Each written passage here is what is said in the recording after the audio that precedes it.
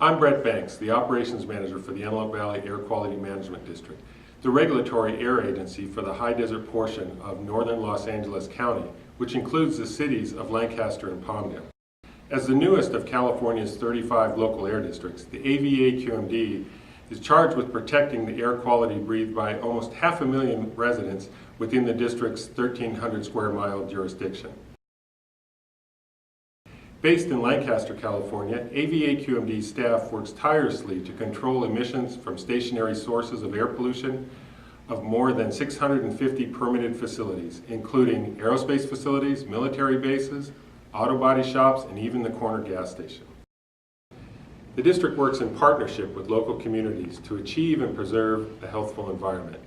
We achieve this through promoting community and individual responsibility for air quality, while supporting strong economic growth.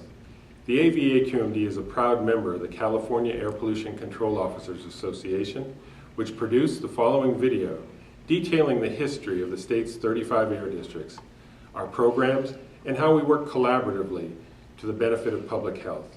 This is California's Clean Air Legacy. California, 1943. Everyone knew something had to be done, and quickly.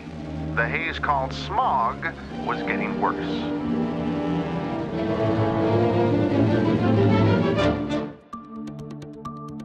Until the early 1950s, industrial pollution in California went unchecked.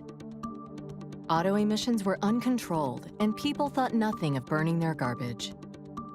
So, air pollution control districts were formed, and for the first time, scientists and local officials began working together to monitor and control air quality. Now, there are nearly 36 air pollution control or air quality management districts throughout the state, varying in sizes and scope, and responsive at the local level, as well as on a statewide level. Each has an oversight group or board made up of elected or appointed officials, and it's this diverse group who oversee the agency's functions. A vast network of hundreds of air monitoring stations measures air quality around the state, 24 hours a day, 7 days a week. Districts rely on meteorologists and monitoring data, along with up-to-date weather information, to make air quality forecasts. Information collected from this network is also analyzed in a lab and used by staff to develop air quality models and examine long-term air quality trends.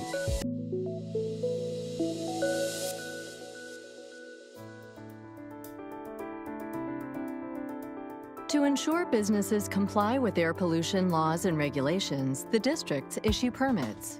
Permits are reviewed annually, and a network of field inspectors conduct on-site facility inspections and test emission sources to make sure businesses stay in compliance. Our team of experts responds to air quality complaints and provides technical assistance to businesses and organizations to help them comply with air quality regulations. These inspections include operations, large and small alike, such as source testing and natural gas storage facilities. The districts seek counsel from and engage experts and other stakeholders and hold many community meetings on air quality topics, including regulations, clean air plans and strategies, as well as issues of interest to the community. The districts are also committed to advanced technologies that both reduce emissions and improve fuel efficiency. All districts offer grant programs that award funds to public and private entities to voluntarily reduce pollution from mobile sources, such as trucks, buses, ferries as well as cars, marine vessels, locomotives, and construction and agricultural equipment. Grants are purposefully allocated to encourage clean air alternatives. The winter months, with cooler temperatures and reduced sunlight, diminish ozone or smog-related problems. But dangerous airborne particles, referred to as particulate matter, are a serious problem in cooler weather. Because the millions of fireplaces and wood stoves around the state are a major source of particulate matter, smoke from residential wood burning becomes a major health concern. Since each individual district has unique topographical and population density characteristics, some encourage residents to voluntarily refrain from burning wood, and others issue health advisories, and wood burning is banned during alert periods. Some fires, such as wildfires and catastrophic fires, are beyond district's regulation. Beyond the clear danger to life and property, smoke and ash from large wildfires produces staggering levels of air pollution, threatening the health of thousands of people, often hundreds of miles away from where these wildfires burn. When levels reach such an unhealthy range, air districts issue health alerts and also work with public health officers, CAL FIRE, and other local agencies to determine when to call a shelter in place. Separately, during certain times of the year, when fire danger is lower, residential and commercial debris burning of dead vegetation is allowed in many areas. The Air Pollution Control and Air Quality Management Districts publish days when it is a permissive burn day in local areas. However, when the weather begins to warm up and fire danger increases, CAL FIRE may restrict all debris burning.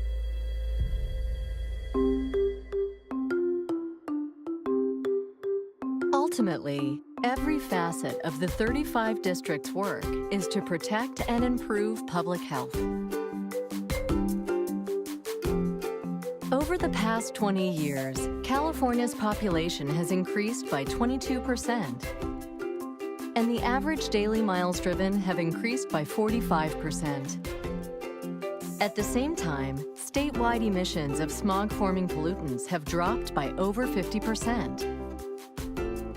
Thanks in part to the district's raising awareness of air pollution and the public's effort to promote social changes.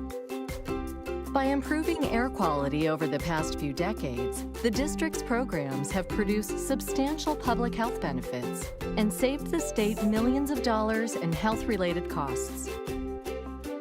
The air districts throughout California are proud to have played an instrumental role in partnership with agencies such as the California Air Resources Board and U.S. Environmental Protection Agency in this success story. But as population and traffic continue to grow, and as we grapple with the looming threat of climate change, it will require all our ingenuity and resourcefulness as agencies and as members of the greater community to continue this positive trend. To find out more information about your district, visit capcoa.org/districts.